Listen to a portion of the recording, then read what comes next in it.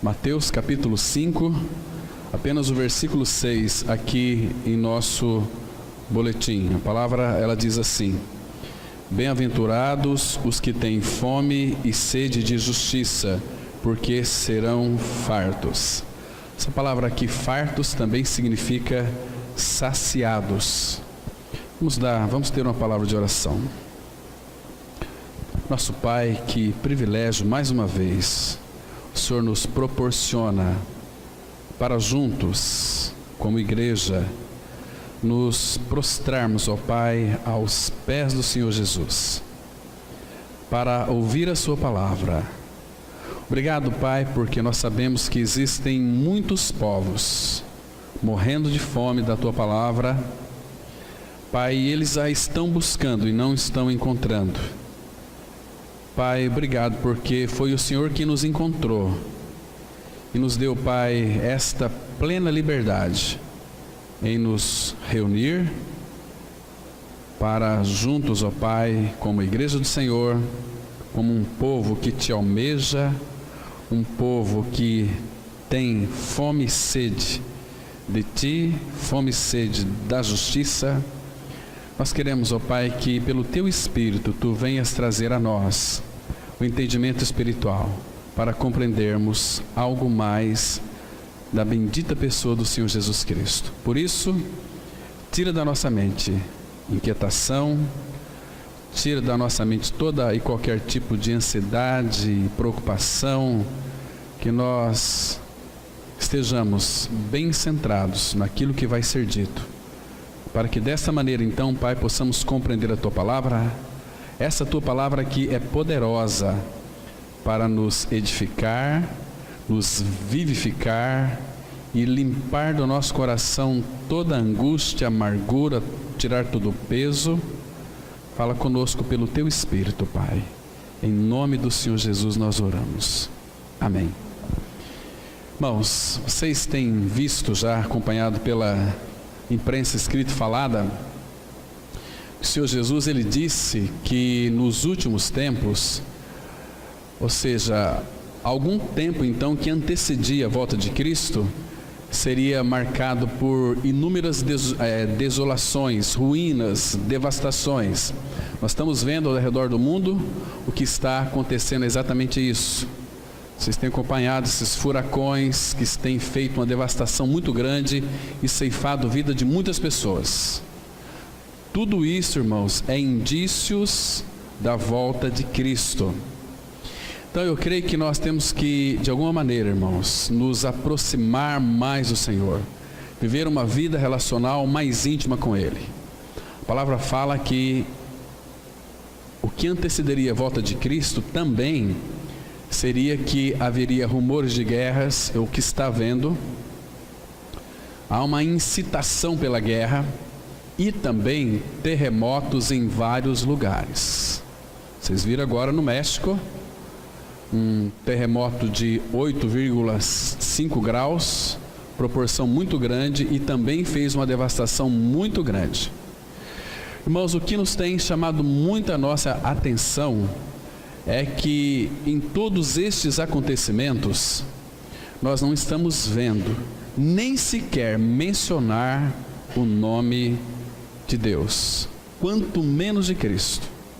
As pessoas, apesar destas grandes devastações, que são indícios da volta do Senhor, não têm buscado auxílio do Senhor, não têm buscado socorro ao Senhor, mas eles estão resolvendo os seus próprios problemas. Da mesma maneira que as Escrituras estão se cumprindo, irmãos, a igreja está se preparando cada dia mais. Por isso que eu lhe digo uma coisa muito séria: quem não está no corpo de Cristo, ou talvez pensa que vive uma vida cristã isolado, isso não é igreja, não fazem parte do corpo de Cristo. A igreja precisa estar unida a Cristo e consequentemente caminhar como um corpo, homens e mulheres. Irmãos, nós temos tido tão pouco envolvimento com o corpo de Cristo, com a vida da igreja. Nós não estamos mais como que tendo uma grande aptidão, ou pelo menos um amor a Cristo, porque quando nós amamos a Cristo, a consequência natural é viver a vida da igreja saudavelmente. Um irmão ajudando o outro irmão, isso é igreja.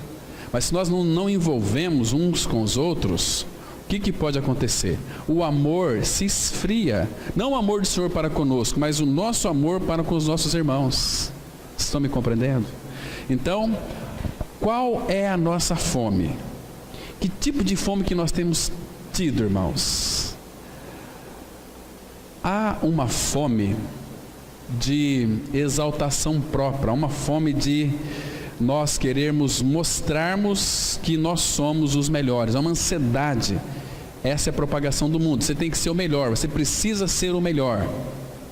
Semana eu estava escutando uma palestra de uma pessoa que ele é um ateu, mas eu gosto muito de ouvi-lo, e na sua preleção motivacional ele disse o seguinte, uma coisa que me chamou muita atenção. Ele disse assim: olha, eu sou o melhor porque eu me dediquei, então quem quiser uma palestra minha só tem agora para o ano que vem, mas porque eu sou o melhor, eu preciso, eu melhor, etc, né?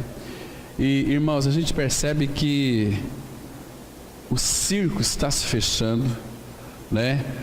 Os dias estão ficando cada dia piores. Muitos não estão observando isto. Há uma busca que o ser humano tem de uma aceitação diante da sociedade, e não estão buscando isso diante do Senhor. Isso é terrível. Isso vai ser uma perda muito grande, irmãos. Poderíamos nós evitarmos tão grande sofrimento, mas, irmãos, se nós não vivermos uma vida de perseverança com o Senhor, e o Senhor tem os seus remanescentes, né? Então é tempo, irmãos, de nós como igreja despertarmos do sono espiritual. É tempo de nós buscarmos avivamento para a vida da igreja nesses últimos dias que antecedem a volta de Cristo. Eu creio que está muito próximo, irmãos. A violência está reinando de uma forma assustadora. O desamor, ele é reinante, mas o Pai, no meio de tudo isto, tem separado o seu povo para si, né? Então não perca tempo. Pense que a tua alma, ela é eterna. Pense também onde você vai passar a eternidade. A vida cristã, ela envolve uma cruz, ela envolve uma questão de circunstâncias que o Pai então vai formar o seu Filho em nós para sermos semelhantes a Cristo, família que tem as suas características, e hoje à noite nós vamos estudar um pouquinho sobre o deserto, como que o Pai forma Cristo em nós, também usando o deserto. Cristianismo não é um mar de rosas. O mundo já foi iludido pelos ataques satânicos, que tudo está bem, é uma grande festa, irmãos, mas por debaixo está uma casca apenas, uma casca muito fina, que Deus a qualquer momento pode abrir a terra e engolir todos os seus moradores, todos aqueles que estão virando as costas para o Senhor Jesus Cristo, Senhor da glória, porque Hebreus vai dizer: ai daquele que calcar, pisar o sangue de Cristo.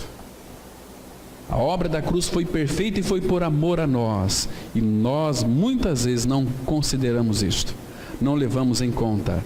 Por isso que, irmãos, quando uma pessoa que é simpatizante pelo Senhor Jesus, simpatizante é aquele que está na igreja, mas está no mundo, ele não se decide, está aqui é morno, no qual o Senhor disse que ele está a ponto de vomitar-te da minha boca.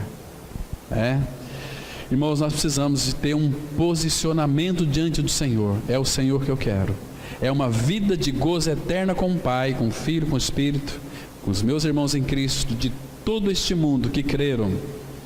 Irmãos, a gente percebe que, ou muitas vezes, nós não fazemos conta e nem paramos para pensar sobre aquilo que está para vir. De agora para frente, observe que as coisas estão piorando a cada dia mais. Este mundo está apodrecendo.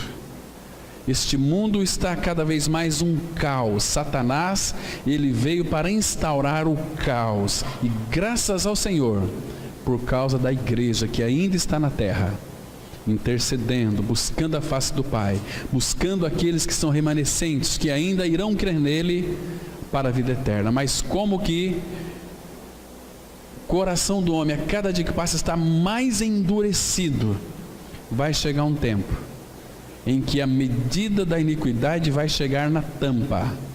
Aí sim, eu creio que Deus o Pai, na pessoa do Filho, vai julgar este mundo. Claro que, graças a Deus, porque tivemos o privilégio de termos os olhos abertos e crermos no Senhor Jesus Cristo, que o nosso pecado na cruz, no corpo dele, foi então tirado de nós, porque ele veio para tirar o pecado do mundo. Então ele fez uma limpeza preciosa pela sua palavra, trabalho do Espírito, nos deu a sua vida pela ressurreição, para nós vivermos uma vida adequada a ele. Então, irmãos, o que o Senhor espera do seu povo? O que o Senhor espera de nós como igreja? Uma coisa chamada justiça. O que é justiça, irmãos? Justiça é uma imparcialidade. O que é justiça?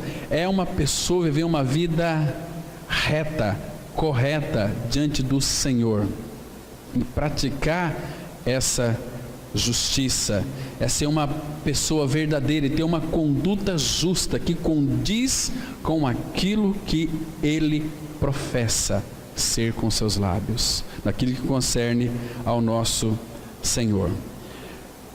Irmãos, o Senhor sempre esperou do seu povo justiça, mas de alguma maneira o povo de Deus tem quebrado a justiça do Pai. Vamos ver um texto aqui, alguns textos para depois nós entrarmos no estudo. Isaías capítulo 5, versículo 7.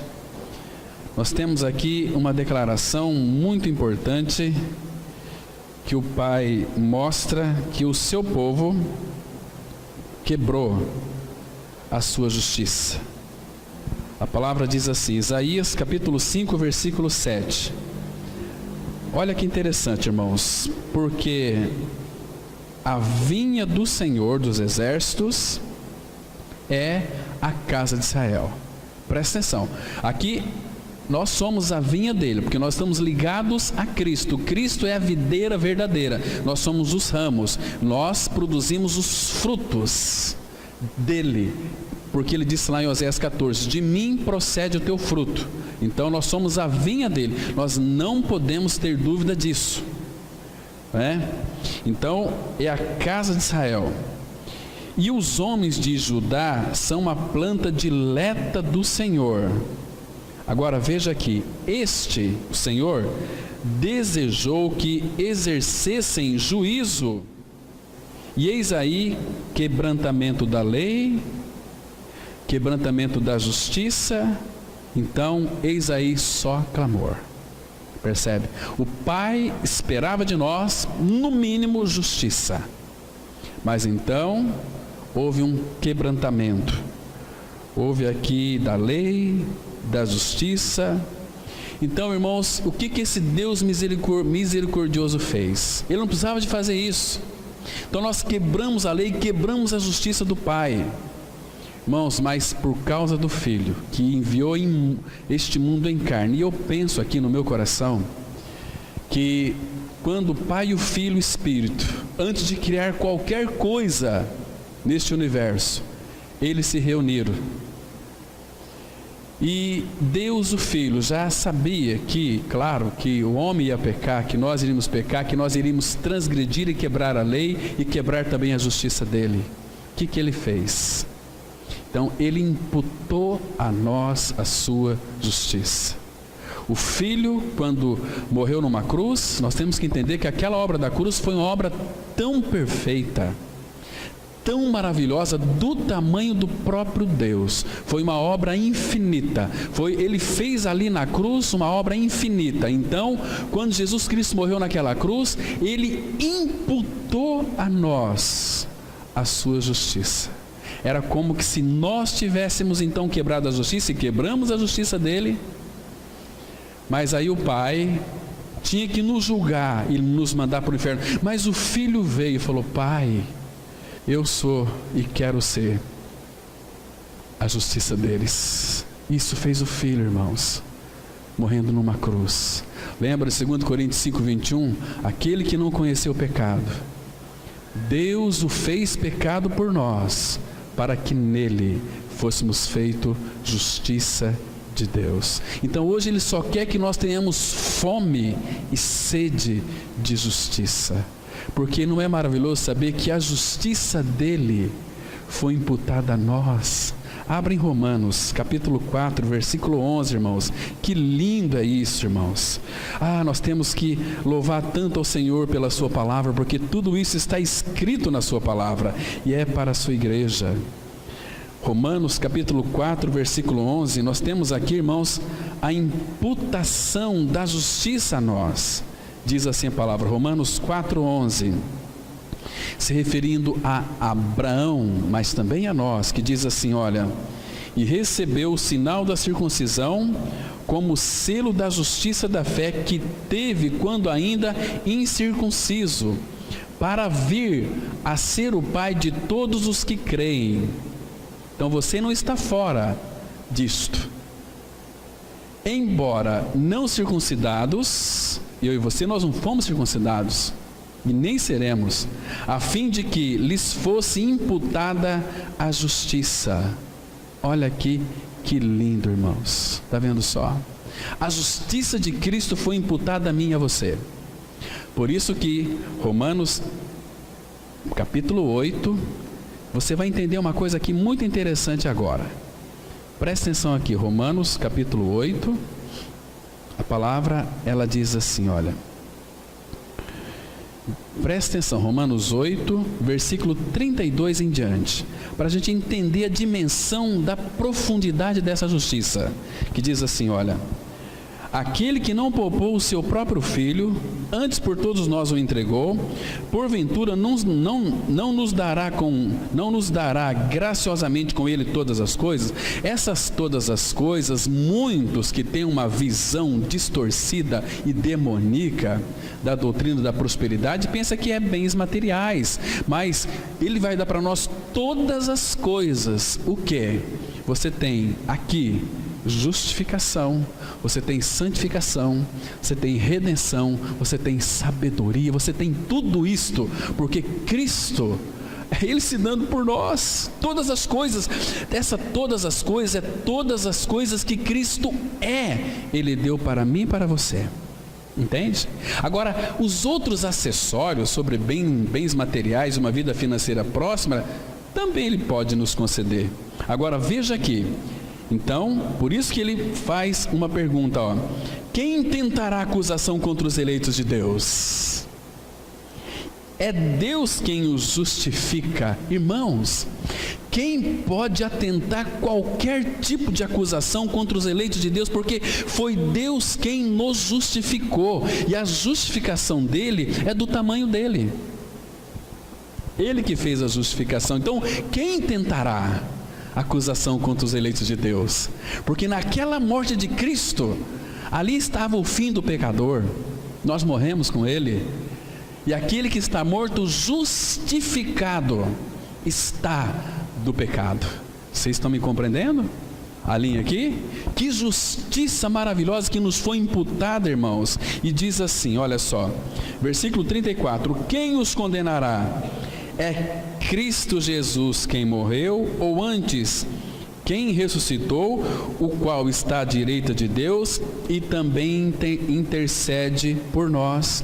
E olha o 35, quem nos separará do amor de Cristo? Será a tribulação? Será a angústia? Será a perseguição? Será a fome? Será a nudez? Será o perigo? Será a espada?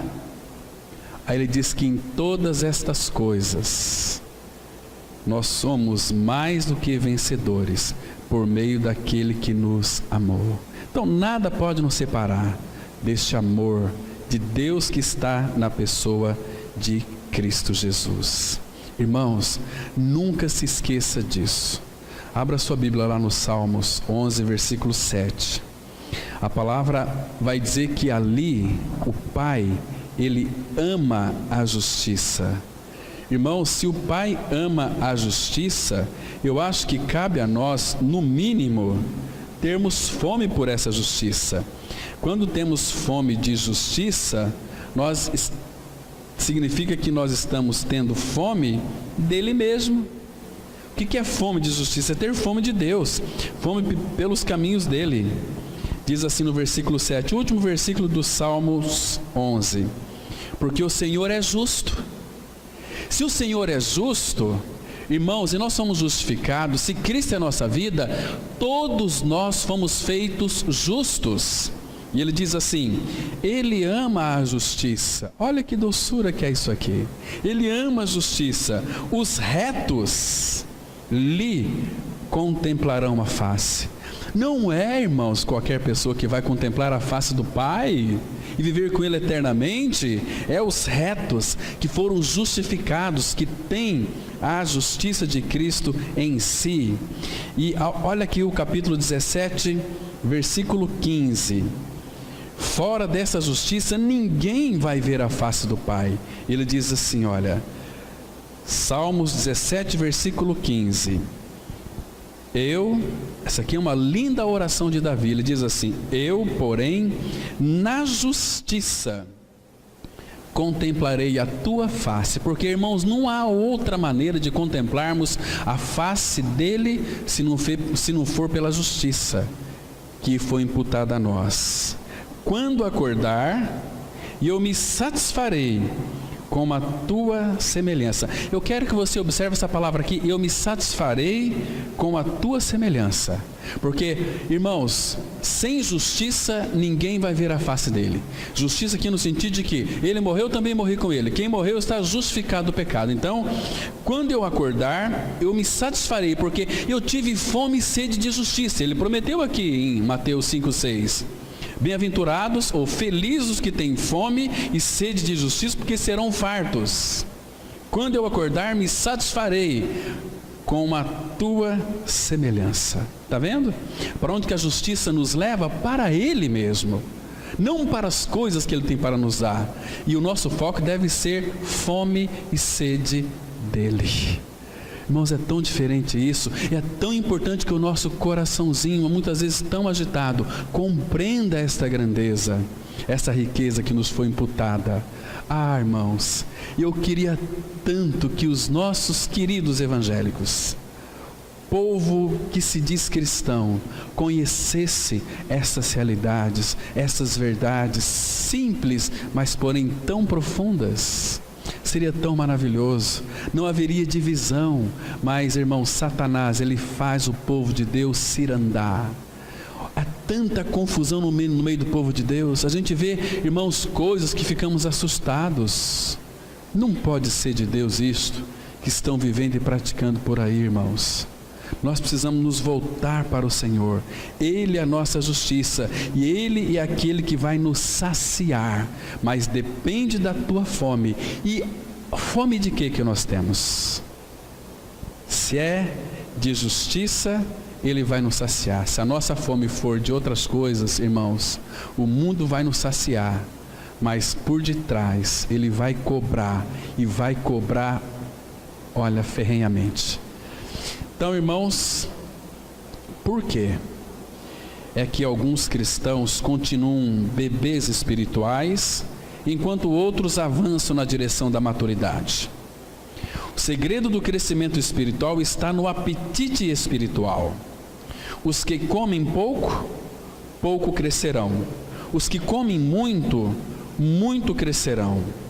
Os que têm apetite voraz pela palavra de Deus e pela pessoa de Jesus Cristo, que satisfazem esse apetite alimentando-se da palavra e comungando com o Senhor, esses crescerão em maturidade espiritual, tornando-se maduros espirituais. O que acontece aos que têm fome e sede? Serão fartos, serão saciados.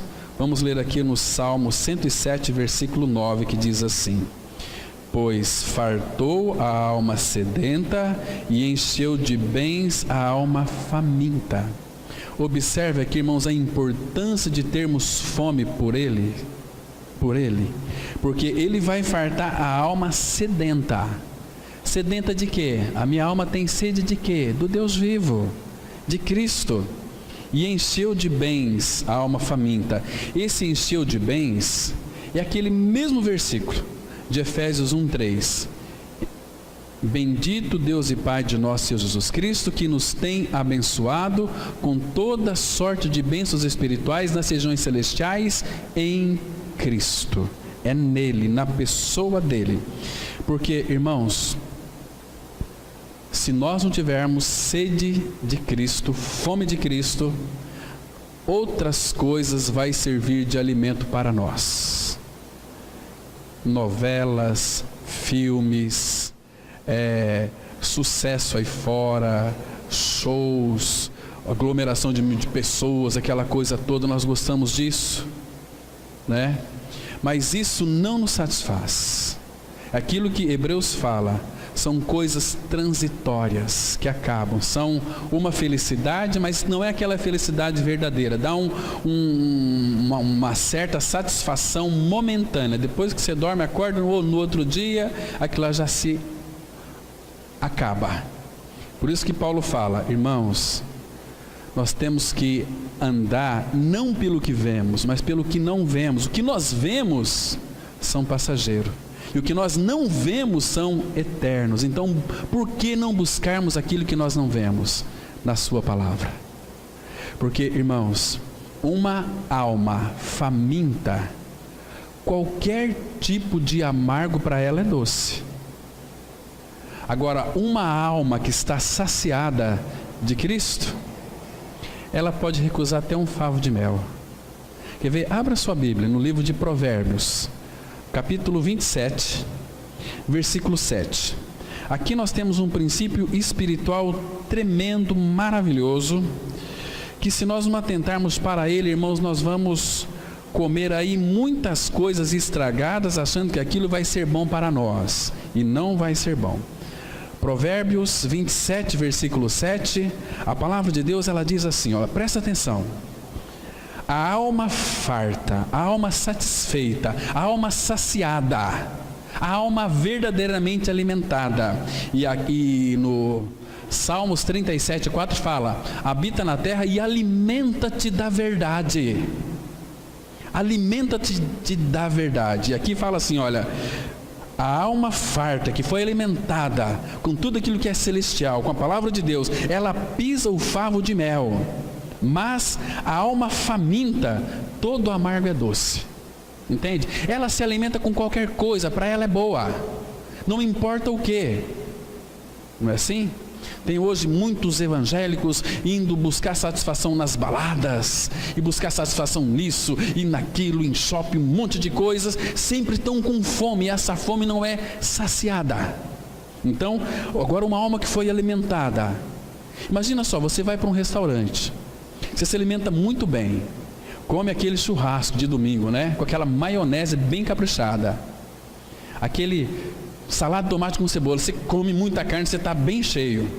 Você sai na porta e alguém lhe oferece ali um lanche, um cachorro quente. Você está com fome, me dá aí. Você não acabou de comer? Agora, quando uma pessoa se alimenta de Cristo, aquele restaurante que tem aquela comida preciosa, aquela comida celestial, você sai para a rua, alguém oferece aí para você um monte de alimentos. Olha, muito obrigado, mas essa comida é muito boa, eu já estou plenamente alimentado, eu não preciso desse alimento. E o nosso alimento é Cristo. Ele diz: eu sou pão vivo que desceu do céu e dá vida ao mundo. Irmão, você tem se alimentado desse Cristo? Passado o tempo diante dele? Como é gostoso desfrutar de Cristo, a nossa sabedoria, a nossa vida, a nossa saúde, a nossa vida eterna. Vida em abundância é vida eterna que ele nos deu. Irmãos, temos que desfrutar disso, e tem muitos, infelizmente, não desfrutam desta vida abundante que Cristo veio para nos dar. Então, irmãos, alimentar dele. Então, irmãos, eu sei que você tem muitos desejos, mas coloque todos os seus desejos, os seus anseios, como fez Davi, diante do Senhor. Quer ver? Aqui no Salmo 38, versículo 9, são orações, irmãos, que alegram tanto o meu coração, porque são orações verdadeiras e que expressam um profundo desejo do coração desses amados irmãos. Salmos 38, versículo 9, o salmista ele diz assim, olha, primeiro o versículo 8, que fala assim, olha, estou aflito e muito quebrantado, dou gemidos por efeito do desassossego do meu coração. Nosso coração não deixa a gente quieto, irmãos. Se nós não descansarmos em Cristo, vamos viver uma vida de inquietação terrível. E aí no versículo 9 ele diz assim, olha, irmãos, que lindo, irmãos, aprecia isso, na tua presença, Senhor, estão os meus desejos todos, e a minha ansiedade não te é oculta. Eu estou aflito, mas eu te quero. Essas aflições têm me deixado aqui com vontade de comer muitas coisas. Eu quero uma solução para o meu problema, Pai, mas eu preciso ter fome de Ti. Coloca diante do Senhor, irmãos, os teus desejos, as tuas ansiedades. Fala, Senhor, me dá fome de Cristo. Eu quero mais de Cristo, mais de Cristo. Eu já tenho. Cristo não é o nosso tudo? Sim, é o nosso tudo. Mas, irmãos, Ele é infinito, e mesmo na eternidade, nós nunca vamos conhecê-lo de uma forma ampla, de uma forma tal qual Ele é. Por isso que a palavra fala assim, enchei-vos do Espírito. É o enchei-vos todos os dias. Eu estou cheio do Espírito hoje, mas amanhã eu preciso mais, mas amanhã eu preciso mais. O pão nosso de cada dia, dai-nos hoje. Eu já tenho Cristo, mas eu quero mais de Cristo, me alimentar mais de Cristo. Assim eu vou crescendo, assim Ele vai sendo formado em nós. Então, Ele fartou a alma sedenta e encheu de bens a alma faminta. Que maravilha, irmãos. Temos que ter sede dEle. Vamos avançar então. Um médico pode dizer muito sobre o progresso de seus pacientes, conhecendo quanto e o que comem. O desenvolvimento físico relaciona-se com o apetite físico. Não é menos verdadeiro no campo espiritual. O crescimento, o desenvolvimento e a saúde espirituais estão inseparavelmente unidos ao apetite espiritual. E Pedro vai dizer aqui para os renascidos, 1 Pedro 2,2, a palavra diz assim: desejai ardentemente, como crianças recém-nascidas, o genuíno leite espiritual, para que por ele vos seja dado crescimento para a salvação. Aqui neste caso aqui, crescimento para a salvação de quê? Mas nós já não somos salvos? Salvação da nossa alma. Por isso que é tão importante a maturidade espiritual. Maturidade espiritual, quando uma pessoa ela está madura, ela chega em um nível de que, de fato, a vida dela é governada pelo Senhor. Não como os muitos dizem por aí. A minha vida é governada por Cristo, mas nós sabemos que não é. É governada pela sua vontade, pelas suas emoções, pela sua volição, não pelo Senhor da glória, aquele que governa. Mas quando a nossa vida é governada pelo Senhor, nós não precisamos de mostrar para ninguém que nós somos governados pelo Senhor. A pessoa sabe quem governa a vida dela, se é ela mesma ou se é o Senhor. Irmão, nós não nos chateamos por qualquer motivo. Nós gostamos muito de reconhecimento. Eu faço tanto pelos irmãos, o que eu recebo em troca? Nada. Isso é buscar reconhecimento. Isso é buscar o nosso próprio galardão. Então, queridos, a palavra fala assim: olha, coloca o teu caminho, entregue o teu caminho ao Senhor, confia nele, Ele tudo fará. Agora, quando nós fazemos buscando reconhecimento, é melhor que nós não façamos, irmãos. Não façamos. Devemos esperar nele, né?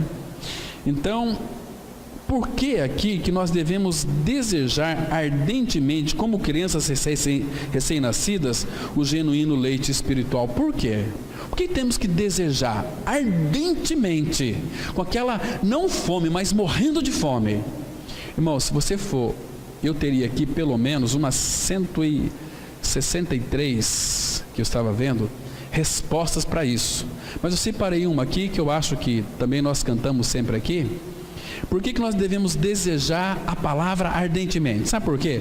Abra a sua Bíblia no Salmo 19, dos versículos 7 a 10. E depois você vê por quê. Primeiro, por quê? Salmo 19, versículo 7. A palavra fala assim: porque a lei do Senhor é perfeita e restaura a alma. Não é? Segundo, o testemunho do Senhor é fiel e dá sabedoria aos simples. Por que temos que desejar ardentemente? Tá, aqui nesse versículo 7 tem duas partes interessantes. Meditem depois. Olha o versículo 8. Por quê? Os preceitos do Senhor são retos e alegram o coração. O mandamento do Senhor é puro, ilumina os olhos. Por que temos que desejar ardentemente a palavra dele? Olha o versículo 9. O temor do Senhor é límpido e permanece para sempre. Os juízos do Senhor são verdadeiros e todos igualmente justos. Tenha fome por essa justiça. Olha o versículo 10. Quando você experimenta tudo isso, você vai perceber que a palavra de Deus, os mandamentos dele, os preceitos, são mais desejáveis do que o ouro, mais do que muito ouro depurado, e são mais doces do que o mel e o destilar dos favos. Irmãos, esse Salmo 19, se você comparar aqui 1 Pedro 2,2 com o Salmo 19, você vai perceber por que eu e você nós temos que desejar. Às vezes não temos vontade de ir para a palavra, mas deseja, vai contra a sua própria vontade. Isso é negar a si mesmo. Nós não temos vontade de ler Bíblia. Quanto tempo se passou essa semana lendo a Bíblia? Tem muitas pessoas que nem pegaram na Bíblia. São pessoas candidatas ao inferno, que não se alimenta, já estão nas garras de um monstro morto. Satanás já foi derrotado, mas ele caiu em cima de muitos simpatizantes do Evangelho, que não tem compromisso, compreendendo, não tem sede e fome de justiça, sofrendo nas garras de um bicho morto, né?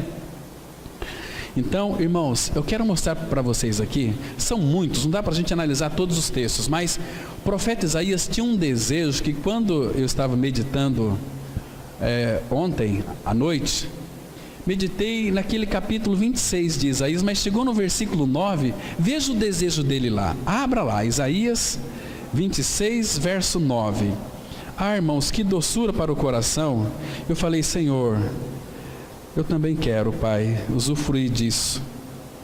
Veja aqui a expressão do profeta Isaías. Ele disse assim, presta atenção aqui, a palavra fala assim, olha, o versículo já começa lá no versículo 7, que diz assim: a vereda do justo é plana, tu que és justo, aplanas a vereda do justo. Legal aqui, né? Duas vezes temos a palavra justo aqui. A vereda do justo, o caminho do justo é plana, porque o nosso caminho é Cristo. Cristo, ele é justo. A vereda do justo é plana, nós estamos no caminho. Tu que és justo, aplanas a vereda do justo. Não pode ser de outra maneira. Agora, o versículo 8 diz assim: também através dos teus juízos, Senhor, te esperamos. No teu nome e na tua memória está o desejo da nossa alma. Irmãos, o desejo da minha e da tua alma está no coração do Pai. Então, diante de tudo isso, veja o que o profeta Isaías disse aqui no versículo 9: com minha alma suspiro de noite por ti, e com o meu espírito dentro de mim, eu te procuro diligentemente. Porque quando os teus juízos reinam na terra, os moradores do mundo aprendem justiça. Olha aqui, com minha alma suspiro de noite por ti, e com meu espírito dentro de mim, eu te procuro, mas eu te procuro diligentemente. Está vendo aqui, irmãos, que coisa mais preciosa, coisa mais linda? Então, desejai, como crianças recém-nascidas, desejai ardentemente esse leite genuíno que é a própria palavra de Deus. Vamos avançar um pouquinho mais. Existem vários exemplos bíblicos de pessoas que tiveram fome de coisas erradas. Pessoas sem salvação têm sede de felicidade e fome de realização. No entanto, buscam em lugares errados. O coração de cada pessoa no mundo, cristão ou incrédulo, foi criado com uma fome de Deus. Mas o homem tenta satisfazer esta fome de Deus com tudo que há de errado. Ele busca o que as Escrituras chamam de aquilo que não é pão. Nós comemos pão e o pão nos satisfaz, mas não estou falando aqui desse pão material. O que vai satisfazer todo o nosso ser é o pão vivo que desceu do céu e dá alimento ao mundo. Isaías 55:2, a palavra diz assim: olha, por que gastais o dinheiro naquilo que não é pão, e o vosso suor naquilo que não satisfaz? Ouve-me atentamente, comei o que é bom, e vos deleitareis com fino manjares. Essa é a mesa que Ele tem preparado para nós, irmãos. Este fino manjares é o nosso Senhor. Então, nós pensamos, né? Temos muito dinheiro, nós vamos gastar naquilo que não é pão. Por mais que eu tenha meu iate, meu carro zero, um carro top do último tipo, mais caro do mundo, uma Ferrari, eu tenho uma casa que é maravilhosa, sobrado, muito grande, piscina, tem tudo, não me falta nada. Isso não satisfaz a nós. Por que gastar dinheiro naquilo que não satisfaz? Nada disso pode satisfazer o homem. O homem tem dentro de si uma eternidade que não tem como se satisfazer. Deus colocou a eternidade no coração do homem sem que esse o perceba. Por isso que todos têm fome de Deus. Só que, se não for pregado para as pessoas o evangelho, elas vão satisfazer essa fome em coisas, em lugares, em aquisições, em bens materiais, e chega no fim da vida, olha para trás e diz assim: olha, nada disso trouxe para a minha vida satisfação e nem mesmo contentamento. Puxa vida, ó, quem nos satisfaz é Cristo e nada mais do que Cristo, né? Irmãos, vamos avançar um pouquinho mais aqui então. Jesus, Ele sabia que as pessoas tinham fome e ofereceu a si mesmo como pão. Ele sabia que as pessoas tinham sede e ofereceu a si mesmo como água. Nós seremos saciados pelo Senhor na proporção de nossa fome e de nossa sede. Por outro lado, se uma pessoa não tem fome e sede de justiça, há que se questionar se ela realmente está no reino. A fome e a sede de um filho de Deus nunca diminuem. O apóstolo Paulo escreveu sobre teologia e sobre as grandes expressões da verdade divina no Novo Testamento. O que mais Paulo podia querer? No entanto, o grito em seu coração era conhecer mais de Cristo. Mais de Cristo. Vamos ler aqui? Filipenses 3, 9 e 10. A palavra diz assim: e ser achado nele, não tendo justiça própria, que procede de lei, senão a que é mediante a fé em Cristo, a justiça que procede de Deus, baseada na fé, para o conhecer, e o poder da sua ressurreição, e a comunhão dos seus sofrimentos, conformando-me com ele na sua morte.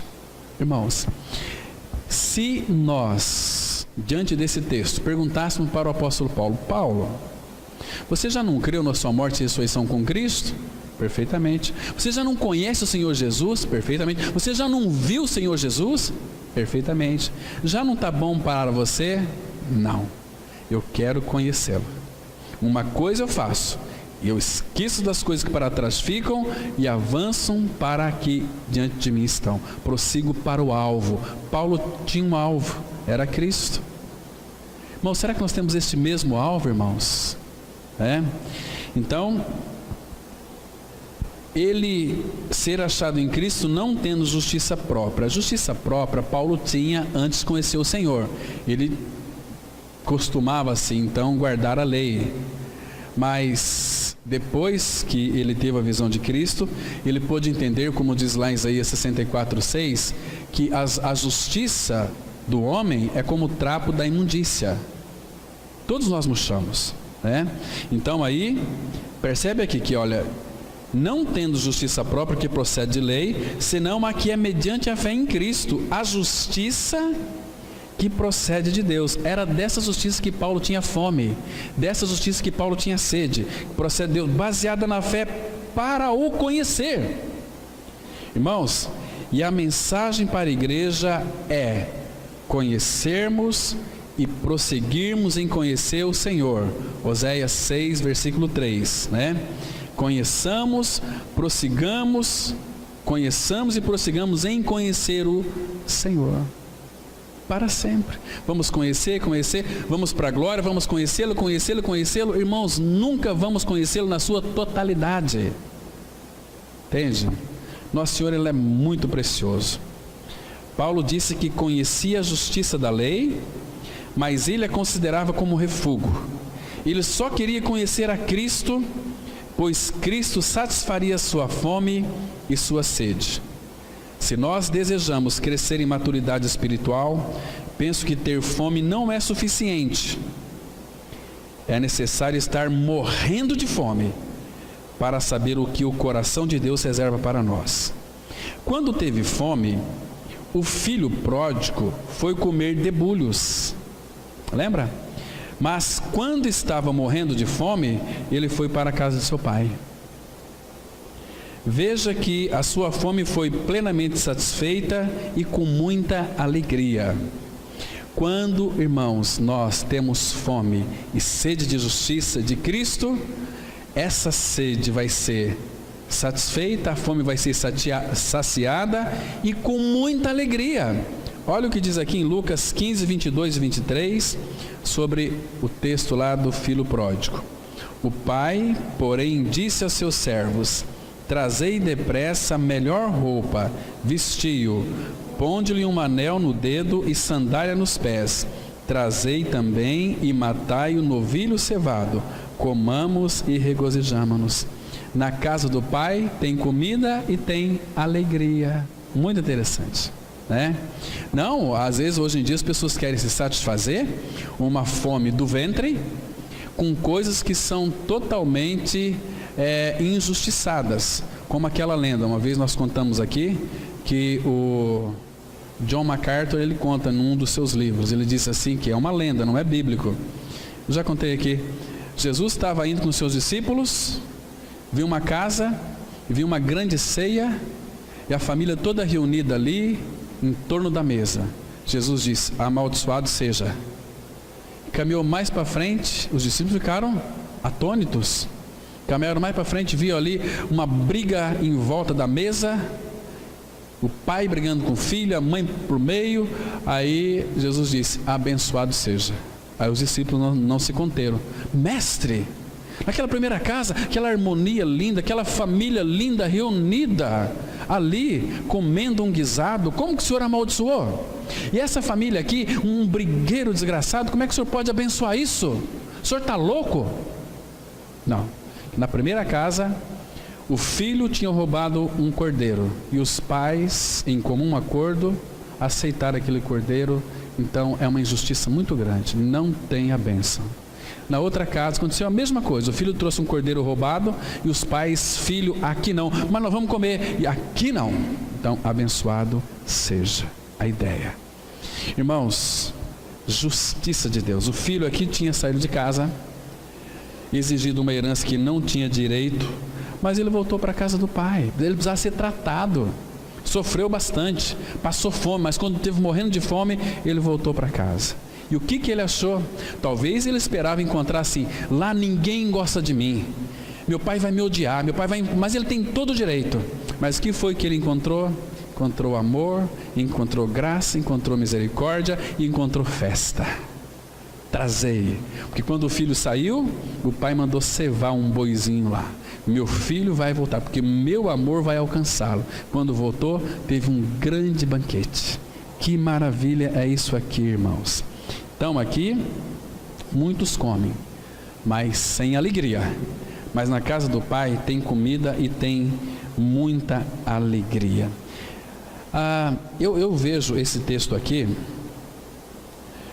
Se nós fizéssemos uma pergunta: você acha que o pai ele agiu corretamente aqui? Muitos pensam que não, como que muitos também acham que Deus é injusto. Por quê? Como que Deus pode aceitar aquele homem que matou, roubou, estuprou e agora se diz um cristão, né?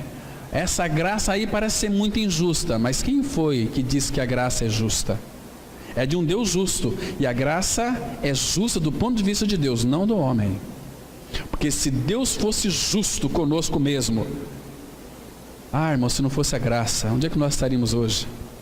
Nós não estaríamos aqui ouvindo a palavra, nós estamos perdidos, totalmente perdidos. Mas houve uma justiça, e essa justiça é para quem crê, é para todos, mas para todos que crê. Tem um texto de Romanos 3, versículo 21, Romanos 3, versículo 21, esse texto aqui, irmãos, ele é preciosíssimo demais.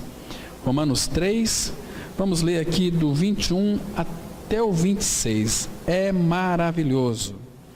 Então a palavra, ela começa dizendo assim, olha, Romanos 3, versículo 21, olha que interessante aqui. Mas agora, sem lei, se manifestou a justiça de Deus, testemunhada pela lei e pelos profetas. Justiça de Deus mediante a fé em Jesus Cristo, para todos e sobre todos os que creem, porque não há distinção. Deus não faz distinção. Por quê? Pois todos pecaram e carecem da glória de Deus. Agora, olha o 24. Sendo justificados. Você que devia, eu que devia, nós fomos declarados justos, justificados gratuitamente por sua graça. Graça é Deus dando e fazendo tudo a quem nada merece, mediante a redenção que há em Cristo Jesus, a quem Deus propôs, a quem Deus manifestou no seu sangue como propiciação mediante a fé, para manifestar a sua justiça por ter Deus, na sua tolerância, deixado impunes os pecados anteriormente cometidos. Foi isso que o pai do filho pródigo fez com ele. E o versículo 26, tendo em vista a manifestação da sua justiça no tempo presente, para ele mesmo ser justo e o justificador daquele que tem fé em Jesus. Irmãos, isso é evangelho puro, isso é evangelho maravilhoso. Aqui não tem engano, aqui tem clareza, aqui tem convicção, aqui tem fé, aqui tem festa, aqui tem festa. Por isso que a felicidade e a bênção são as principais coisas que almejamos, e por esse motivo sempre acabamos por perdê-las. Elas sempre escapam de nós. Conforme as Escrituras, a felicidade nunca é algo que deveríamos buscar diretamente. Antes, sempre é algo que resulta da busca de algum outro alvo. Muitos buscam felicidade. Deus não está preocupado que você seja feliz ou infeliz. Ele quer que você seja santo. A fome do Filho de Deus deve ser pelo ensino, e a felicidade está em confiar no Senhor. Olha que lindo texto aqui em Provérbios 16, versículo 20. O que atenta para o ensino, acha o bem, e o que confia no Senhor, esse é feliz. Onde é que está a fonte da nossa felicidade, meus irmãos? Fora disto aqui não tem felicidade passageira. Passageira. né? Se você teme, você vai reverenciar o Senhor e você vai confiar nele, você vai conhecê-lo. E o resultado disso, você vai ser um homem feliz, irá bem, seus filhos vai ser uma bênção, né? Você vai ser exemplo para seus filhos, você vai ter poder e autoridade dada pelo Senhor para os seus filhos. Mas agora a questão aqui, eu tenho esta fome pela justiça, eu tenho fome de Cristo, sede de Cristo? Senão, irmãos, nós não vamos ter autoridade nenhuma, vamos viver para nós mesmos. Então, uma dica aqui muito interessante: não endureça o teu coração, não se revolte contra seus irmãos, ame os seus irmãos, ainda que seus irmãos estão do teu ponto de vista erradíssimos, ame os seus irmãos, porque, irmãos, se alguma coisa, e a palavra fala que nada nos separará do amor de Deus que está em Cristo Jesus, nós vivemos uma vida alienada do corpo, da igreja. Nós não estamos alienados da igreja, é de Cristo nós nos desligamos, aí queremos viver segundo o que a gente acha que é melhor, nós vamos cair. Então a dica é: não endureça o seu coração.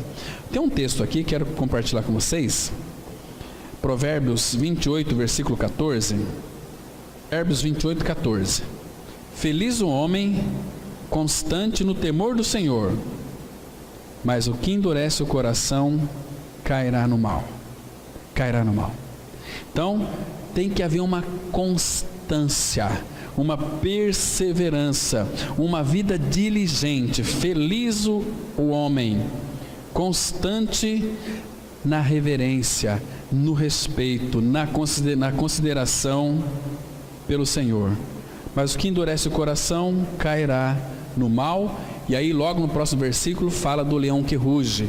Qual o mal que ele vai cair? Nas garras de Satanás. Muitas pessoas desejam a felicidade e com isso a buscam nas reuniões, nas conferências, na perene esperança de que obterão aquela coisa maravilhosa que procuram, aquela experiência que haverá de invadi-las de júbilo, que haverá de arrebatá-las de êxtase. Essas pessoas sabem que outros já receberam essas realidades espirituais, mas elas mesmas parecem incapazes de obtê-las. E assim cobiçam e procuram com fome e com sede, mas sem jamais acharem aquilo que tanto buscam. A fome dessas pessoas deve ser de justiça, e por isso devem buscar no Senhor. E como buscar no Senhor? Jeremias 29, 13. Buscar-me-eis e me achareis, quando me buscardes de todo o vosso coração. Coração aqui é mente, emoção e vontade. É de todo o vosso coração. A minha busca inteira deve ser pelo Senhor. Ele vai se deixar achar. Ele vai se deixar achar. Ele vai se escancarar para nós. Ele disse assim: olha, quando que vocês me buscaram de todo o vosso coração, que vocês me buscaram em vão? Não, se buscar de todo o coração, eu se deixarei achar, para ter comunhão com vocês, viver uma vida de plena satisfação. Deus nos satisfazendo em nós, em Cristo, e nós nele, né? Irmãos, não nos compete ter fome e sede de experiências, e nem se espera de nós que tenhamos fome e sede de bênçãos. Se quisermos ser verdadeiramente felizes e abençoados, então precisamos ter fome de justiça. O Senhor é a nossa justiça. Jeremias 23, 6, a palavra diz assim: nos seus dias Judá será salvo, e Israel habitará seguro. Será este o seu nome com que será chamado: Senhor, justiça nossa. Se Ele é nossa justiça, e particularizando a minha justiça, a tua justiça, busque-o. Se não buscar essa justiça, irmãos, nunca vai haver uma paz verdadeira, nunca vai haver uma paz genuína. Deixa eu mostrar para vocês aqui um texto que vai ilustrar muito bem isso. Abra sua Bíblia em 2º livro de Crônicas, no capítulo 15. 2º livro de Crônicas, no capítulo 15, nós vamos entender isso mais claramente. Depois os irmãos podem ler aí, como lição de casa, todo este capítulo, que se vocês vão entender, né, as reformas que Asa então estava propondo ali, propôs para aquele povo. Primeiro, o versículo 1 diz assim, 2 Crônicas 15, 1. Veio o Espírito de Deus sobre Azarias, filho de Oded. Este saiu ao encontro de Asa e lhe disse: ouve-me, Asa, e todo Judá e Benjamim. O Senhor está convosco, enquanto vós estáis com ele. Se o buscardes, ele se deixará achar. Porém, se o deixardes, vos deixará. Israel esteve por muito tempo sem o verdadeiro Deus, sem sacerdote que o ensinasse, sem lei. Mas quando, na sua angústia, eles voltaram ao Senhor, Deus de Israel, e o buscaram, foi por eles achado. Versículo 5. Naqueles tempos não havia paz, nem para os que saíam, nem para os que entravam, mas muitas perturbações sobre todos os habitantes daquelas terras. Irmãos, quando nós não vivemos uma vida adequada de busca ao Senhor, nós vamos ter perturbação. Parece que todo mundo está contra nós. Parece que, gente, todo mundo me desprezaram, me deixaram, eu estou sozinho. Esse aqui é o sentido, porque a nossa fome ela não está sendo saciada. Era o que acontecia aqui. Como é que o Senhor queria? O Senhor não vai se manifestar e satisfazer um povo que não tem interesse por Ele, irmãos. Fome por Ele. Toda a Bíblia você vai encontrar isso. Agora, olha aqui o versículo 7, que diz assim, olha: mas sede fortes, e não desfaleça as vossas mãos. Não fique aí fraquinhos, busque o Senhor, porque a vossa obra terá recompensa. Ouvindo, pois, Asa essas palavras, a profecia do profeta, filho de Oded, cobrou ânimo e lançou as abominações fora de toda a terra de Judá e de Benjamim, como também das cidades que tomaram na região montanhosa de Efraim, e renovou o altar do Senhor, que estava diante do pórtico do Senhor. Irmão, eles estavam distantes da cruz, estavam perturbados, sem direção, sem nenhum caminho. O Senhor trouxe angústia, mas para eles voltarem, para buscar, para ter fome dele. Então, renovou o altar. Outras abominações tinham ocupado o lugar de Deus na vida deles, irmãos. O que tem ocupado o lugar de Cristo na sua vida, irmão? Quais são as coisas que a gente acha que se equipara com Cristo, que satisfaz a nossa sede? Isso vai só trazer angústia para nós, tristeza para nós, amargura para nós. Jesus é a fonte de toda a felicidade. Tenham fome e sede dele, não deixem dele. Está vendo aqui? E a palavra de Deus, ela continua aqui, ó. Congregou todo o Judá. Aí congregar, a importância da congregação. Mas primeiro o altar, cruz. Judá e Benjamim, e também os de Efraim, Manassés e Simeão, que moravam no seu meio, porque muitos de Israel desertaram para ele, vendo que o Senhor seu Deus era com ele. Reuniram-se, olha que importância de se reunir, irmãos, em Jerusalém, no 3º mês, no 15º ano do reinado de Asa. Naquele dia ofereceram em sacrifício ao Senhor, do despojo que trouxeram, 700 boi e 7.000 ovelhas. Aí o 12 começa dizendo o seguinte, olha que lindo, irmãos, presta atenção: entraram em aliança de buscarem ao Senhor, porque eles viram que não tinha outra maneira de satisfazer a fome deles, a não ser buscar o Senhor, Deus de seus pais. De que maneira? De todo o coração e de toda a alma, mente, vontade e emoção também, e de que todo aquele que não buscasse o Senhor Deus de Israel, morresse, tanto o menor como o maior. tanto homem como mulher, juraram ao Senhor em alta voz, com júbilo e com clarins e com trombetas. Agora veja aqui o 15. Todo Judá, lembra que aqueles eram amargurados, angustiados, cheios de abominações? Então, não apenas um, mas todo o Judá se alegrou por motivo deste juramento, porque de todo o coração eles juraram e de toda a boa vontade buscaram ao Senhor, e por eles foi achado.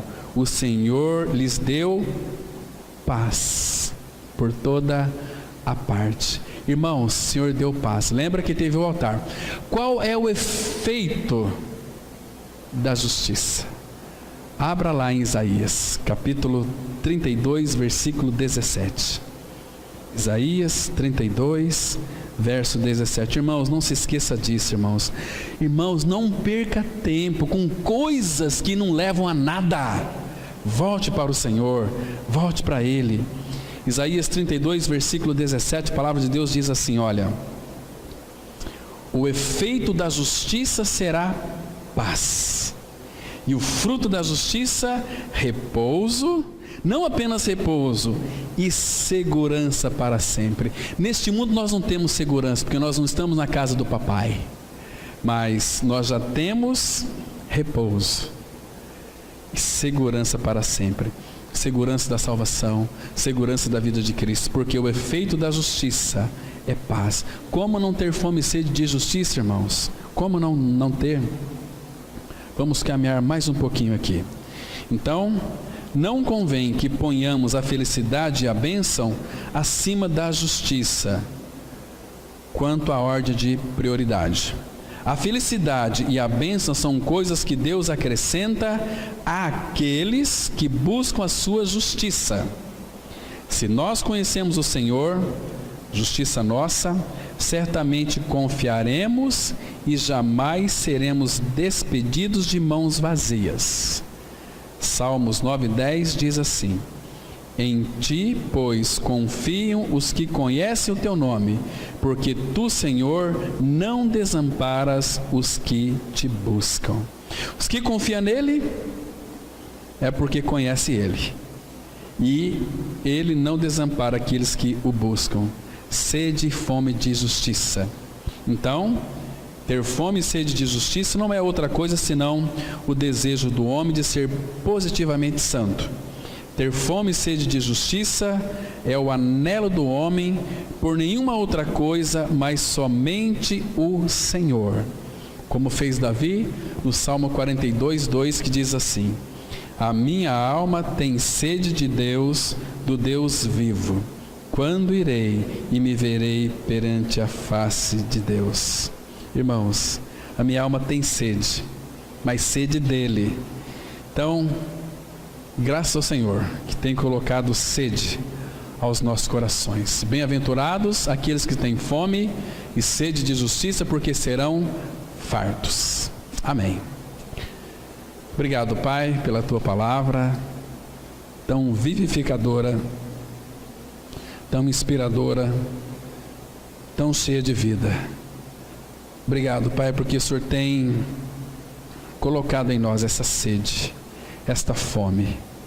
Pai, sabemos que em Ti nós nunca desfaleceremos, porque o Senhor é aquele que nos sustenta com este manjar mais fino que os céus têm para cada um de nós, porque o nosso manjar especial é Cristo.